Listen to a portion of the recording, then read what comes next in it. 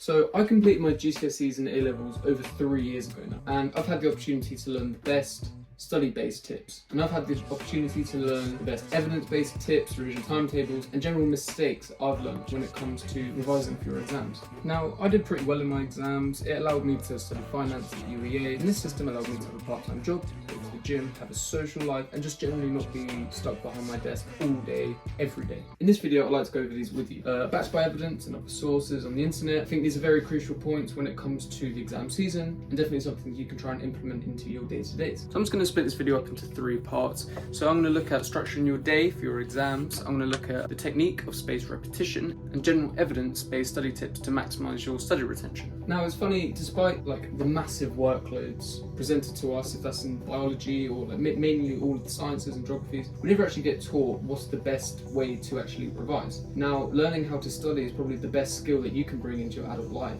and studies definitely support the fact that students don't use the most effective technique when it comes to studying. So starting off, I'm going to talk about how structuring your days can be definitely detrimental when looking at your study plan. I used a time and volume based system with 3 elements based on volume of the content to revise and the time left till exams. But having this allows for a more tailored schedule to fit your needs. So split into 3 different systems. System 1 is when you have an excess of 6 months until your exams and you've got about a low to medium type volume of content to try and get through. Each system only differs by the amount of green blocks you need to allocate yourself each day. So a green block equates to about an hour of active recall study fitted into a day. And a blue block is taken for an activity such as sports, and this can also be optionally converted into another hour of study. Red blocks are simply when you cannot study if you're at school, and purple is dedicated time to relax. When in system 1, I believe 2 yellow blocks a day should be sufficient when building up into your exams.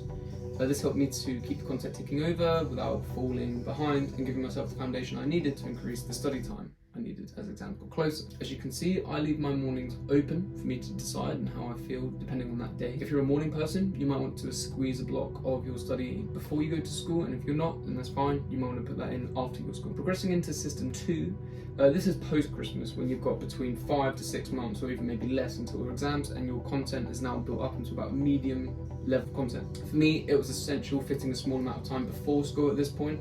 This helped me take some pressure off when it got to the evenings for when it came to studying, and I definitely think with the structure, you're still open to sports activities in the evening and you've still got your relax and downtime. Now finally, this might be where a lot of people are considering now we're at the end of January, system 3. And system 3 is very close to cramming season, and this is where you try and squeeze in as much content as possible. Typically 3 hours or more of studying a day should be sufficient for the high grades. But as we will see, the type of study you do is detrimental to your success. If you're looking just to pass exams, I definitely think just go over the foundations of what you need. It could be 1 or 2 hours, but just stay consistent, and that should be fine if you're just looking to pass your GCSEs and your A-levels. So now I'm going to move away from structuring your days and now onto evidence-based study tips. So now, assuming you know your system of choice for how you want to structure your day and how much time you want to allocate to those studies, here are the best evidence-based study tips that can help you learn how to study effectively. So to start with, active recall. Active recall is the process of having to actively answer and regain information on command, straining your brain to find an answer. This process has definitely been scientifically proven to form stronger connections in your brain to the subject in question. Now, examples of active recall may be looking at flashcards, or it may be online flashcards and stuff, or exam questions, or blurting. The method that I found worked best for me when it came to active recall was using Quizlet Online. This allowed you to very quickly get up all your content, just quickly type it up, not having to handwrite every single flashcard. And it's also got some cool functions on the website as well, which has actually got learning processes built in, and also making sure that the spaced repetition that you use is definitely optimal as well. Ali Abdul's video definitely changed the way that I studied. I watched this a few years ago, and he uses a structure within Google Docs or Excel in which each sheet corresponds to a given subject, like biology, chemistry and stuff, and the rows are then broken down into the subjects, like subtopics within that subject. The beauty of this is its simplicity. You get to very simply put the day in of the day that you attempted to study that block of information, and then that's that. You then colour it between red, yellow or green, depending on how you feel about that. And over time, as you'll move along the Excel spreadsheet, you'll notice slowly but surely more and more of the red blocks will slowly turn from orange and then to green. Now this is a very good way of making sure that you cover not just the easy material and the stuff that comes easy and naturally to you, but making sure that you actually go over the hard material. So when it comes to exam days, you can be very well diversified on the amount of content that you know. Okay, so now I'm just going to go over some tips for optimizing your revision and your memory. Okay, so the first tip I have is prioritize your understanding. Given the vast amounts of content they pin on students at GCSE and A-level, it's just not the best way to go around things. My advice would be to focus on understanding the concepts first and then focus on memorizing it. Understanding content to the extent that you could explain it to a 12-year-old is definitely the kind of ballpark of understanding you want to try and aim to get to. Once you get to that point, it showcases your ability to be able to simplify difficult concepts to a 12-year-old, and by that point you already know the ins and outs of the concepts, making memorizing just that much easier. Now, a famous example of this is Ana de Amos.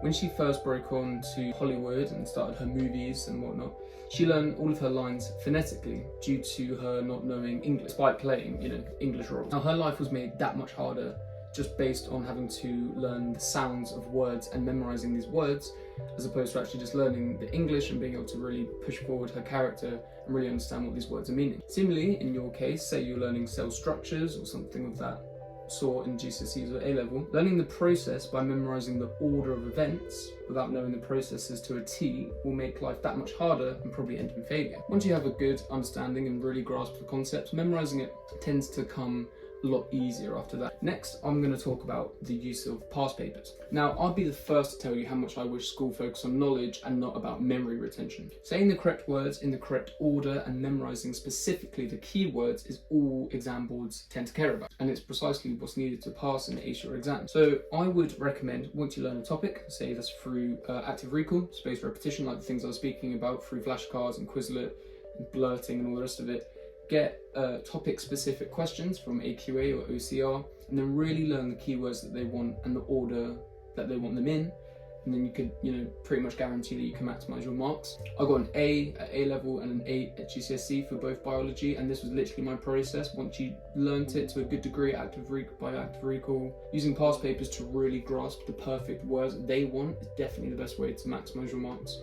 So my final point is having a nice, clean workspace. Ensuring the cleanliness and organization of your workspace is important. Getting out of your comfort zone and getting out of your chilled environment is crucial for long-term and sustainable study. I began first year trying to study out of my dorm room, which just ended in failure because of, you've got people coming in trying to socialise with you, trying to get you to go out, which is great in first year and it's definitely something you should do.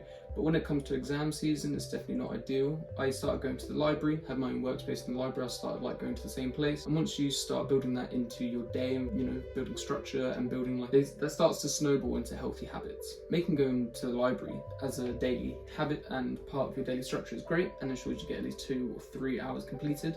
And this gives you momentum moving forward in the day, because as a student, it's very easy to kind of get bogged down. You've got a lot of spare time between your lectures, and you've got to make sure that you eat and clean, make sure you go out and have a social life and everything. So getting those 2-3 hours maybe at the start of the day is great in building momentum. So if you do decide to go out later that day, you don't feel completely horrible, you don't feel completely guilty about it, because at least you've got those initial 2-3 hours. So there you have it. That's my say on what I'd make sure you guys implement into your work days. I hope you enjoyed this video and found it useful. Just remember, despite being at uni or school, just try to enjoy the process, because it won't last forever. For me, uni has flown by. I've only got around 5 months left, and it's pretty striking how quickly the time's gone and how little I do actually have remaining. Make sure to like and subscribe if you haven't already, and I'll catch you in the next video.